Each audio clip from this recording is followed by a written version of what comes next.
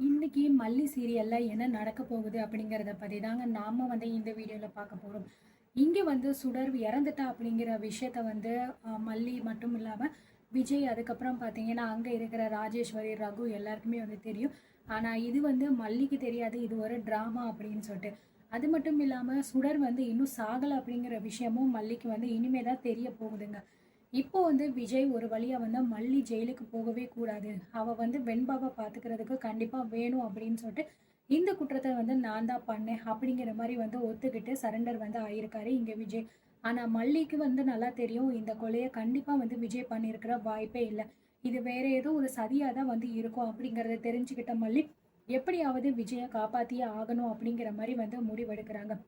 இந்த பக்கம் பார்த்தீங்க அப்படின்னா மல்லி அதுக்கு என்ன பண்ணலாம், எப்படி நம்ம விஜயை இதுலேருந்து காப்பாற்றி கொண்டு வர முடியும் அப்படிங்கிற மாதிரி பல விதமாக யோசிச்சுக்கிட்டே இருக்காங்க. அது மட்டும் இல்லாமல் இங்கே ராஜேஸ்வரியும் ரகுவும் சேர்ந்து நம்ம மல்லியை இப்படி மாட்டி விடலாம் அப்படின்னு பிளான் பண்ணால் இந்த விஜய் என்ன அப்படின்னா தானாக போயிட்டு சிக்கிக்கிட்டானே அப்படிங்கிற மாதிரி நினச்சிக்கிட்டு இருக்காங்க. இப்போ மல்லி இன்னைக்கு தான் சுடரை சாகவே இல்லை அப்படிங்கிற ஒரு விஷயத்தையும் தெரிஞ்சுக்க போகிறாங்க. மல்லி ஏதாவது ஒரு ஐடியா பண்ணி நம்ம விஜயை வெளியே கொண்டு வரணுமே அப்படிங்கிற மாதிரி பிளான் பண்ணிட்டு அவங்க ரோட்ல நடந்து போய்கிட்டே இருக்கும்போது எதிர்ச்சியா பார்த்தீங்கன்னா அவங்க ஒரு மெடிக்கல் ஷாப்ல சுடர் நிக்கிறத பாக்குறாங்க. அவங்கள பார்த்த உடனே மல்லிக்கு இவளை பார்த்தா சுடர் மாதிரியே தெரியுதே, ஆனா மூஞ்சி தான் சரியா தெரியலையே அப்படிங்கிற மாதிரி நினைச்சிட்டே மல்லி பார்த்துக்கிட்டே இருக்காங்க. ஆனா சுடருக்கு லைட்டா தான் தலையில அடிபட்டு கட்டு போட்டிருக்காங்க. மற்றபடி சுடர் இன்னும் சாகலாம் கிடையாது. ஆனா வேணும்னே இது பிளான் பண்ணி அந்த கதிரேஷன் பண்ண விஷயம் தான் இது எல்லாமே. அது மட்டும் இல்லாம இந்த விஷயம் எல்லாத்தையுமே இனிமே தான் மல்லி கண்டுபிடிக்கவே போறாங்க. இப்போ அதை பார்த்த உடனே மல்லிக்கு லைட்டா ஒரு டவுட் வருது. அதுக்கப்புறம் பாத்தீங்க அப்படின்னா கொஞ்சம் பக்கத்துல போய் பார்க்கலான்னு பார்த்தா உடனே சுடர் மருந்து வாங்கும் போது உடனே அந்த பக்கம் திரும்பிடுறாங்க. அதனால அப்ப கூட அவளால ஃபேஸை ஒழுங்கா பார்க்கவே முடியல. அதுக்கப்புறம் மல்லி பாத்தீங்கன்னா அவளையே பார்த்துக்கிட்டே இருக்கா. இது சுடர் தானா அப்படிங்கிறத நம்ம கண்டுபிடிச்சிடலாம் அப்படிங்கிற மாதிரி நினைச்சு பார்த்துட்டே இருக்கும்போது இங்க மருந்துகளை வாங்கிட்டு சுடர் கிளம்பும் போது அதை பார்த்து மல்லி ஏய் சுடர் நில்லு அப்படிங்கிற மாதிரி சொல்லும் போது யாருடா அது தன்னை கூப்பிடுறது அப்படிங்கிற மாதிரி திரும்பி பார்த்து சுடருக்கு பயங்கரமா ஷாக் ஆகி அச்சச்சோ மல்லி நம்மளை பார்த்துட்டாலே அப்படிங்கிற மாதிரி நினைச்சிட்டு உடனே வேக வேகமா ஓடுறாங்க இருந்து. அதை பார்த்த மல்லிக்கு பயங்கரமான ஷாக் ஆகுது. என்னடா இது, இவ இறந்துட்டா அப்படின்னு சொல்லிட்டு தானே இன்ஸ்பெக்டர் நம்ம வீட்டுக்கு என்னை அரெஸ்ட் பண்ணணும் அப்படின்னு நின்னாங்க. விஜய் தான் தான் கொலை பண்ணேன் அப்படின்னு நினைச்சிட்டு ஜெயிலுக்கு போயிருக்காரு. இவ என்னடா அப்படின்னா இன்னும் சாகவே இல்லை, இப்படி குத்துக்கல்லு மாதிரி இருக்காளே, அப்போ உண்மையிலேயே நடந்தது என்ன, இவ அப்போ உண்மையிலேயே சாகலையா அப்படிங்கிற மாதிரி அந்த விஷயத்த பார்த்த உடனே மல்லிக்கு பயங்கரமா தூக்கி வாரி போட்டுருச்சு. அப்போ இதுக்கு பின்னாடி வேற என்னமோ இருக்கு. உண்மையிலேயே பாத்தீங்கன்னா சுடர் சாகல, யாரோ பிளான் பண்ணி வேணும்னே நம்மள பழி வாங்கணும் அப்படிங்கிறதுக்காக தான் இப்படிப்பட்ட ஒரு வேலையை பண்ணியிருக்காங்க அப்படின்னு மல்லிக்கு அப்போதான் தெரிய வருது. சரி, இதுக்கப்புறமும் நம்ம டைமா வேஸ்ட் பண்ண வேண்டாம். இப்போ சுடர் உயிரோட இருக்கிற விஷயம் மல்லிக்கு தெரிஞ்சிருச்சு. இதுக்கப்புறம் விஜய வெளியே கொண்டு வரது ரொம்பவே ஈஸி அப்படிங்கிற மாதிரி மல்லி பிளான் பண்றாங்க.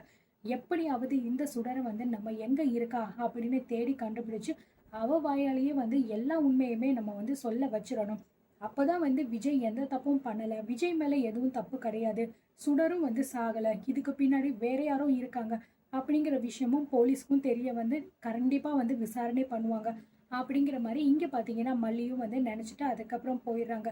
இங்க இந்த பக்கம் வீட்டுல பாத்தீங்க அப்படின்னா நிஷா கதிரேசன் கிட்ட சொல்லிக்கிட்டு இருக்காரு. அப்பா, மாமா கண்டிப்பா இந்த மாதிரி கொலையை பண்ணியிருக்கிறதுக்கு வாய்ப்பே இல்லப்பா, இந்த கொலையை கண்டிப்பா மல்லி தான்ப்பா பண்ணிருப்பா. ஆனா ஏன் மாமா போயிட்டு நான் தான் பண்ணேன் அப்படின்னு சரண்டர் ஆனாரு அப்படின்னு தான்ப்பா ஒண்ணுமே தெரியல அப்படிங்கிற மாதிரி இங்க நிஷா சொல்லும் போது கதிரேசன் பாத்தீங்க அப்படின்னா இல்லம்மா, எனக்கு என்னமோ மாப்பிள்ள கூட இந்த விஷயத்த பண்ணிருக்கலாம் அப்படின்னு தான்மா தோணுது. ஏன் அப்படின்னா இதுக்கு முன்னாடி நடந்த விஷயம் எல்லாம் நமக்கு நல்லாவே தெரியும்ல அப்படிங்கிற மாதிரி கதிரேசன் சொல்ல உடனே நிஷாவும் இல்லப்பா, எப்படிப்பா மாமா போய் இந்த விஷயத்த பண்ணிருப்பாரு, அவருக்கு இந்த மாதிரி பண்ணணும் அப்படின்னு என்ன அவசியம் இருக்கு, மல்லி தான்ப்பா இந்த விஷயத்த கண்டிப்பா பண்ணியிருப்பா. ஆனா அவ ஜெயிலுக்கு போயிடக்கூடாது அப்படின்னு மாமா தன்னைத்தானே தண்டிக்கணும் அப்படின்னு இப்படி ஒரு விஷயத்த பண்ணிட்டாரே அப்படிங்கிற மாதிரி இங்க நிஷாவும் சொல்லிக்கிட்டு இருக்காங்க. உடனே பாத்தீங்க அப்படின்னா விஷயம் ரொம்ப விவகாரமா போயிரும் போல இருக்கே அப்படிங்கிற மாதிரி நினைச்ச கதிரேசன் உடனே அந்த அடியாளுக்கு ஃபோன் பண்றாரு. டேய், எங்கடா இருக்கீங்க, என்ன பண்றீங்க அப்படின்னு கேக்குறாங்க. சார் இங்கே தான் சார் நாங்கள் இருக்கோம் அப்படிங்கிற மாதிரி சொல்லும்போது, இப்போ கொஞ்ச நாள் வரைக்கும் நீங்கள் இங்கே இருக்க வேண்டாம்.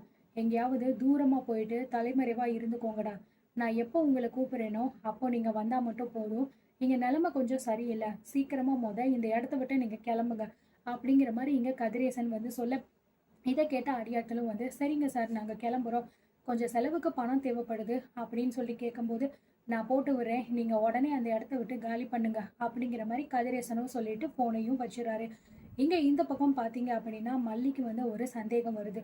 இந்த விஷயத்த பண்ணது யாரா இருக்கும் அப்படிங்கிற மாதிரி. ஆனால் இந்த விஷயம் எல்லாமே வந்து பண்ணது இங்கே கதிரேசன் மட்டும்தான். சுடருக்கு வந்து பார்த்தீங்கன்னா கதிரேசன் கிட்ட உள்ள பணத்தை வந்து எப்படியாவது அடிக்கணும்.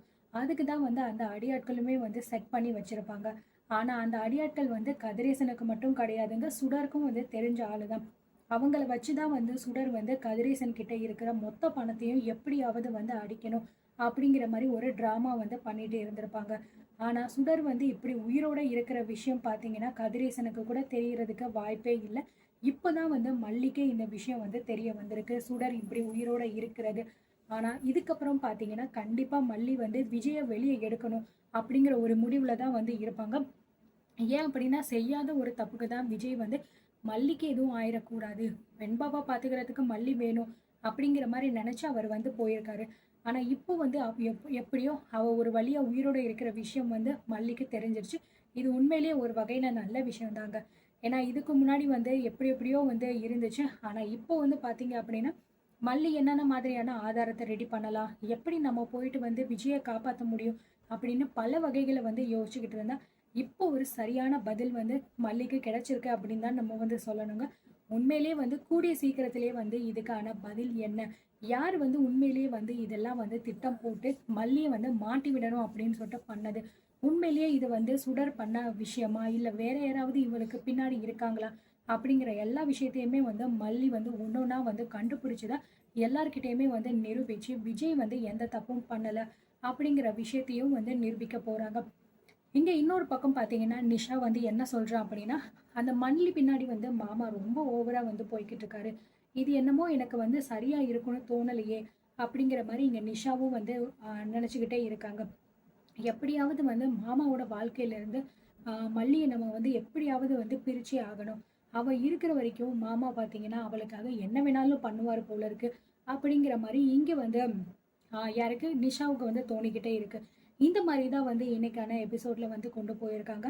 ஆக மொத்தம் கூடிய சீக்கிரத்திலேயே வந்து விஜய் வந்து ரிலீஸ் ஆக போறாரு, எந்த தப்பும் பண்ணல அப்படிங்கிற விஷயத்தையும் மல்லி பார்த்தீங்கன்னா எல்லார் முன்னாடியும் வந்து நிரூபிச்சு அவங்கள வந்து வெளியில கொண்டு வர போறாங்க. இதுதான் வந்து அடுத்தடுத்த எபிசோட்ல நடக்க போகுது. நம்ம என்னன்னு பார்க்கலாம்.